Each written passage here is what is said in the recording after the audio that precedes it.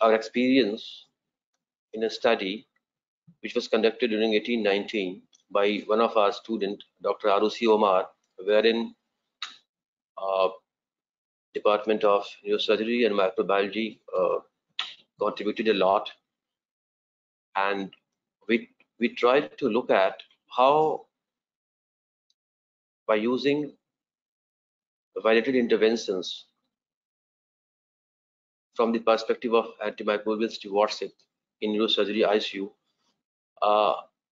there is a scope to promote or improve upon the rational use of antibiotic, because all of you know that from an era of unrestricted antibiotic use, we moved on to a phase of antibiotic resistance, and it has compelled us to switch to the era of restricted antibiotic use.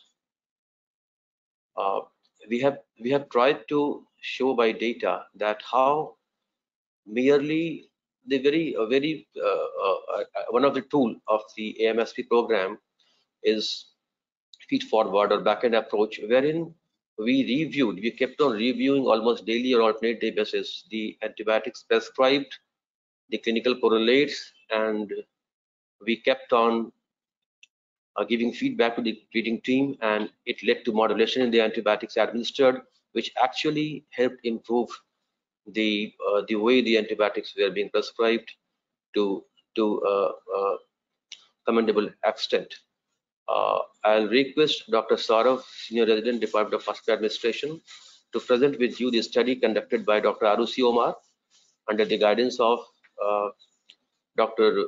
Richa Mishra and Dr. Ved Prakash from Microbiology and Neurosurgery respectively, with active cooperation and support from Dr. Ujjwala Ghoshal and Dr. Sanjay Bihari. Dr. Saurav, please. Morning to all. Now, Centers for Disease and Control and Prevention estimates that more than 2 million people are infected with antibiotic resistant organisms, resulting in approximately 20,000 deaths annually. Now, in an independent review on antimicrobial resistance, which was established by the Prime Minister of UK in the year 2014, it suggested that if no action is taken to curb the antimicrobial resistance, then it will lead to 10 million deaths annually, $100 trillion lost from GDP, and the antimicrobial resistance will be a threat to development and global prosperity. Now, India is implementing National Action Plan on Antimicrobial Resistance, which has been developed by National Center for Diseases and Control under Ministry of Health and Family Welfare, Government of India, to combat the antimicrobial resistance in India. ICMR New Delhi has launched the antimicrobial resistance surveillance and research network for the same. Now, this hospital-based dedicated antimicrobial stewardship program leads to improvement in antibiotic use, optimize the treatment, there is rational and evidence-based prescription, there is improvement in quality of the patient care, which leads to improved patient safety. Now, antimicrobial stewardship program are coordinated multidisciplinary approach to help the clinicians for a better clinical outcome for their patients. Antimicrobial stewardship programs have been shown to improve antibiotic use and patient outcomes, both in India and worldwide. However, in India, the antimicrobial stewardship program are rare, and whatever is present is unstructured. But the concept of supporting an antimicrobial stewardship program in hospitals to curb the antimicrobial resistance is gaining momentum in India. There are various stewardship techniques which can be used.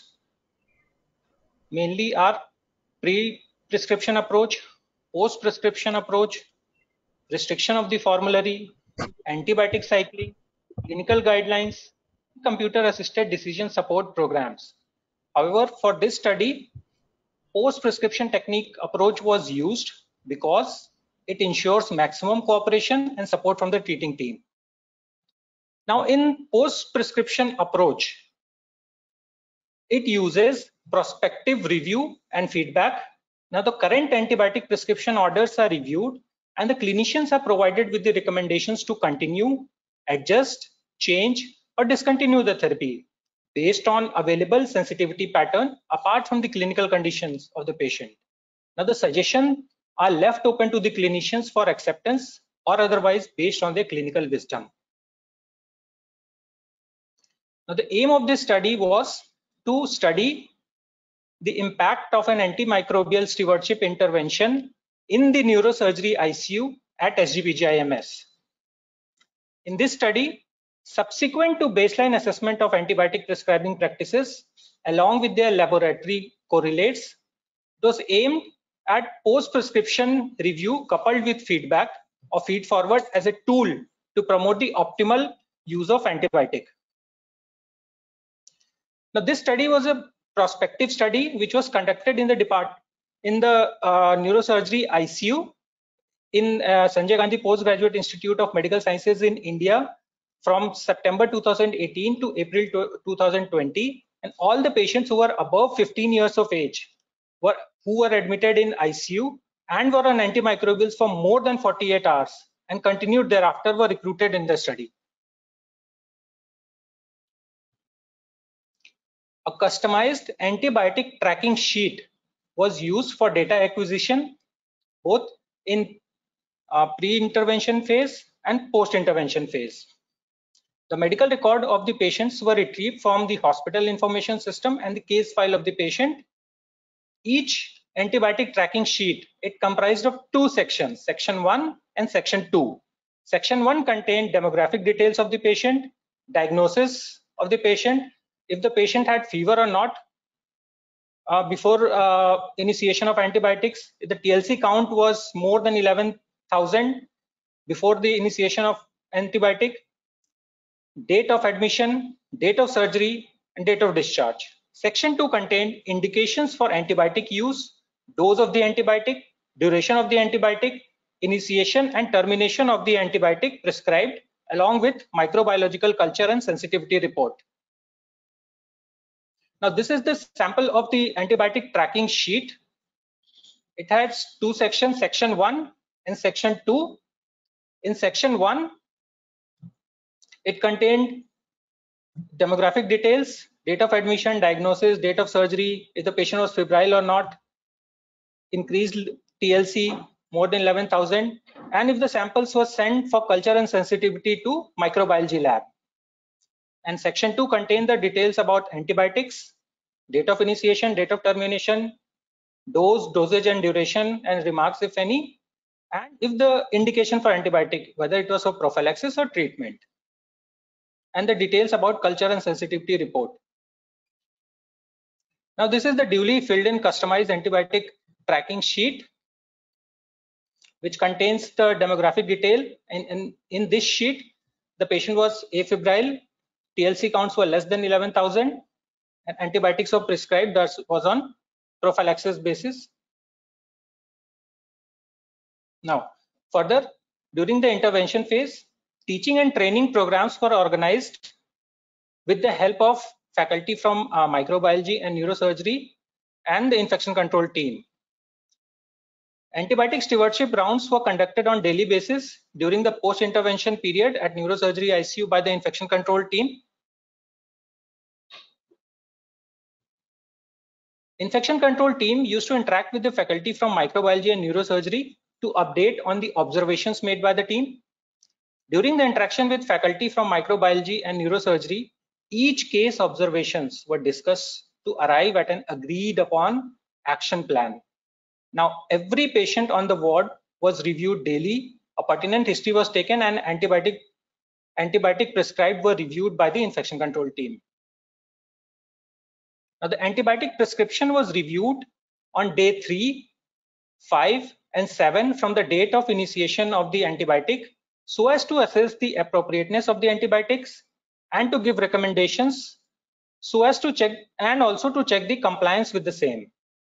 The following standard recommendations were used by the infection control team to either to continue the prescribed antimicrobial therapy, to de-escalate the prescribed antimicrobial therapy, to modify the prescribed antimicrobial therapy, to stop the current prescribed antimicrobial therapy, to stop the redundant cover, or to change the route, dose, or frequency of the antimicrobial therapy.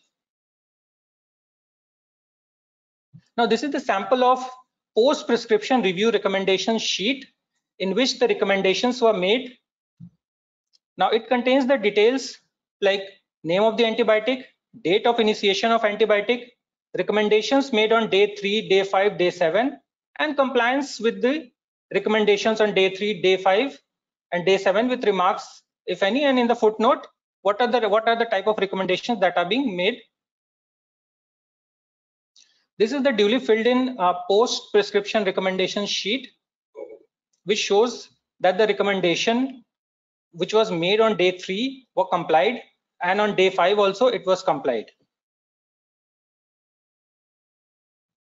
Now, in the intervention phase, patients on antibiotic for more than 48 hours were assessed by microbiology and neurosurgery faculty and infection control team, and the recommendations used to be made by the treating team. Now, the recommendations to be made were always discussed with ICU treating team, and the alert used to be documented on the post-prescription recommended sheet as well, which was shown earlier. Thereafter, it used to be left open for the treating consultant to take a call on it, keeping in mind other clinical variables. The primary outcome measure was to document days on antimicrobial therapy, that is DOT, per 1000 inpatient days. Now, DOT is the number of days that a patient receives an antimicrobial agent regardless of the dose. Any dose of an antibiotic that is received during a 24-hour period represents 1 DOT. Now, DOT per 1000 inpatient days is calculated by DOT of antibiotic divided by inpatient days into 1000. Now, the secondary outcome measures were to document first, proportion of prescriptions with inappropriate use of antibiotic, and second, cost of antibiotics per patient day.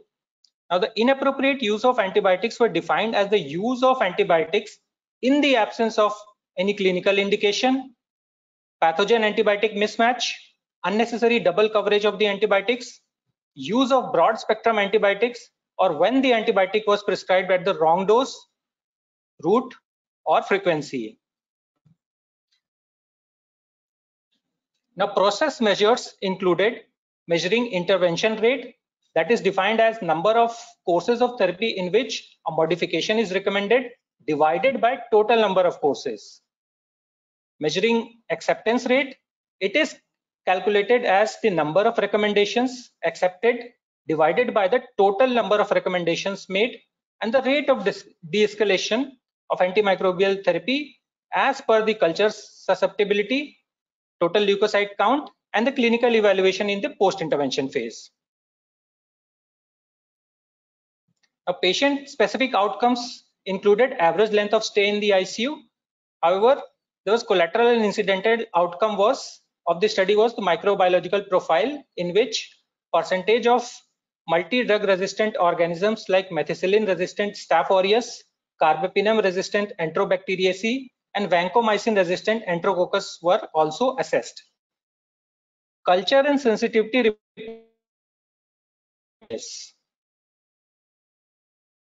Moving on to the observations of the study.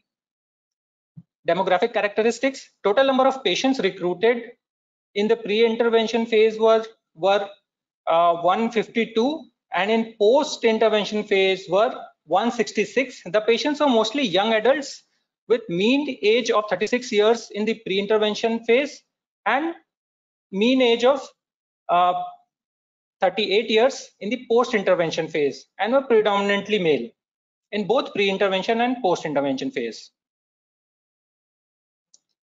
Now, majority of the patients in the pre-intervention phase and majority of the patients in post-intervention phase. That is, in pre-intervention phase, 103 patients out of 152 and 96 patients out of 166 had temperatures less than 38 degrees Celsius and TLC less than 11,000 on the first day of antibiotic administration. Now moving to primary outcome measures, that is DOT per 1000 inpatient days. Now DOT per 1000 inpatient days for pre-intervention phase was 2123, and DOT per 1000 inpatient days for post-intervention period was 1743. Now there was an overall decrease in the DOT per 1000 inpatient days from pre-intervention to post-intervention phase was 17.8% decrease. Now the same is represented in the graphical form here.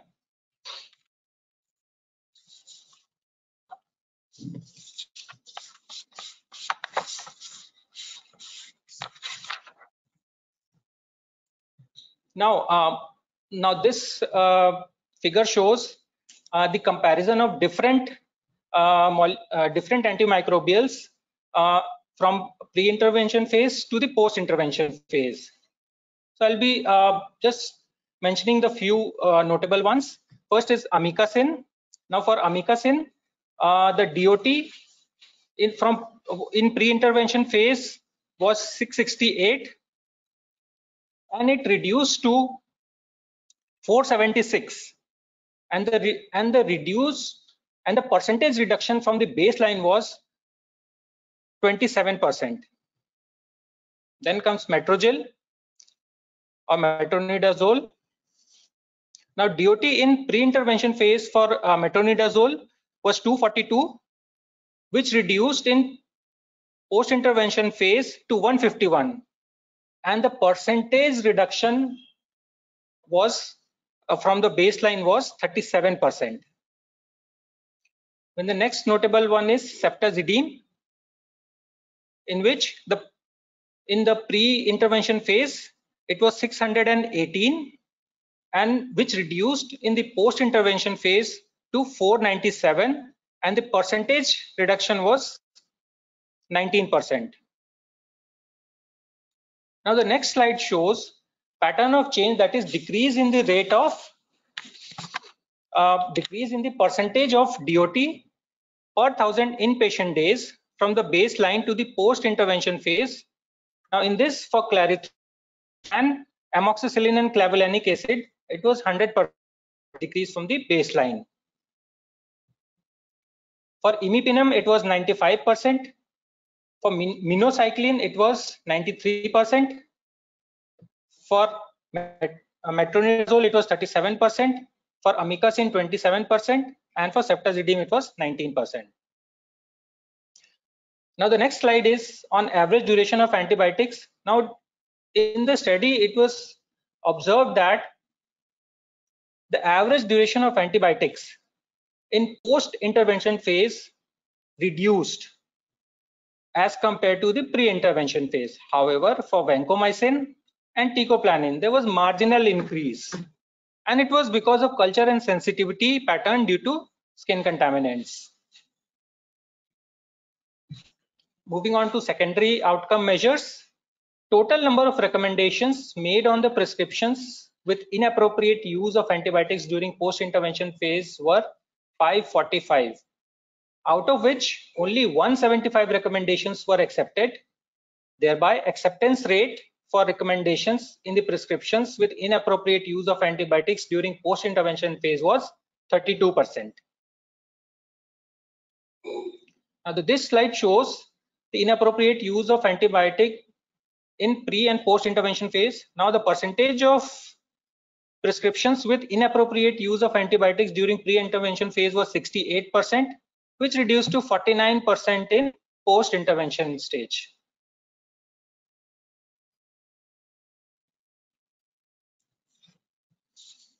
Now in the next slide, it shows number of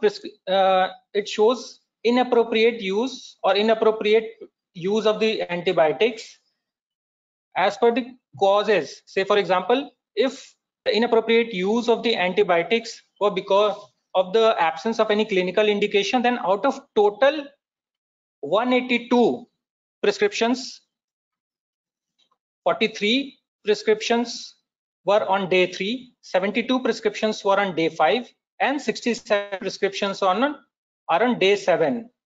Now for pathogen antibiotic mismatch, out of total 9 prescriptions with inappropriate use of antibiotics, 1 was on day 3, 3 prescriptions were on day 5, and 5 prescriptions were on day 7. Similarly, for double coverage, out of 17, 5 was on day 3, 6 was on day 5, and 6 was on day 7. Similarly, for wrong dose and use of broad spectrum antibiotics. Now this slide shows day-wise acceptance of the recommendations that were being made. Now on day 3, out of 198 recommendations that were being made, 43 recommendations were accepted. So acceptance rate on day 3 was 21.7%. On day 5, out of 220 recommendations made, 87 recommendations were accepted. That is, the acceptance rate on day 5 was 39.5%. And on day 7, out of 127 prescriptions or the recommendations that were being made, 45 were accepted. That is 35.4. And the cumulative acceptance rate for all day 3, day 5, and day 7 was 32%. That is a total of 175 recommendations were accepted out of 545 recommendations that were being made. Now this slide shows acceptance rate vis-a-vis type of recommendations that were being made during the post-intervention phase. Now the maximum recommendations were made to stop the current prescribed antimicrobial therapy. In this, total number of recommendations made were 422, out of which 166 recommendations were accepted with acceptance rate of 39.3% for the particular recommendation. Now the next recommendation was to stop the redundant cover. In this, a total of 104 recommendations were made, out of which 14 were accepted, and with the acceptance rate of 13.4 for this recommendation. Then to modify the recommendation to modify the prescribed antimicrobial therapy, out of 25 recommendations made, 3 recommendations were accepted with the compliance rate or at the acceptance rate of 12%. And the same has been shown in the graphical representation.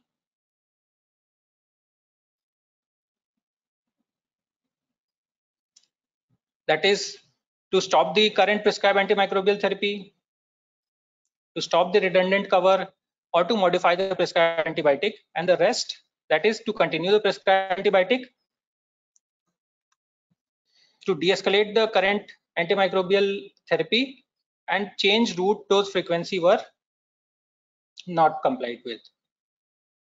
Now the cost of antibiotic usage per patient day, the cost of antibiotic usage per patient day during the pre-intervention and post-intervention phase was rupees 257 and rupees 178 respectively.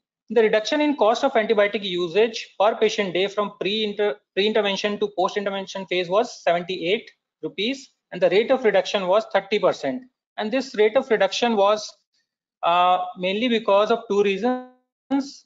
One, decrease of the antibiotics, and second, decrease in the average duration of antibiotics that were being administered in the post-intervention phase as compared to the pre-intervention phase. So the intervention rate in the post-intervention phase was 57.8%. That is, out of a total of 512 courses that were prescribed, modifications were recommended in only in 296 courses. The acceptance rate of recommendations on prescriptions on day 3, 5, and 7 of antibiotic initiation during post-intervention phase was 32%. The rate of de-escalation during post-intervention phase as per culture sensitivity was 7.6%, and the rate of de-escalation according to total leukocyte count and clinical evaluation was 23.2%. Average length of the stay in the ICU during pre-intervention and post-intervention phase was 11.7 days and 12.8 days respectively in this study. Now the microbiological profile, the overall percentage of multi-drug resistant organisms observed in this study, that is MRSA and VRE, were 12.7% in the pre-intervention phase and 8% in the post-intervention phase. However, we will not elaborate upon the microbiological profile in this presentation, but they were part of the study. Now moving on to the culture and sensitivity pattern versus antibiotic usage in the pre-intervention phase. Now out of 152 patient samples, samples of 62 patients were not sent for culture and sensitivity test, and still the restrictive antibiotics were prescribed in 32 of them.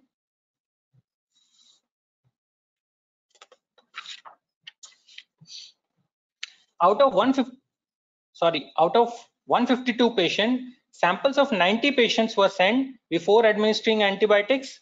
In 62 of those 90 patients, there were no positive culture, and still restrictive antibiotics were prescribed for 13 of them. Only 6 patients were there in which antibiotics were prescribed as per the cultures and sensitivity results. Now, if we observe the same during the post-intervention phase, out of 166 patients, samples of 89 patients were not sent for culture and sensitivity test, and still restrictive antibiotics were prescribed for 1 of them, which was markedly reduced in the post-intervention phase. Now, out of 152 patients, samples of 77 patients were sent before administering antibiotics. In 40 patients out of those 77 patients, there were no positive culture. All cultures were sterile, and still restrictive antibiotics were prescribed for 6 of those patients. Only in 13 patients in which antibiotics were prescribed as per the antibiotic culture sensitivity results. Now from pre-intervention phase to post-intervention phase, the changes in the culture sensitivity versus antibiotic usage are as following.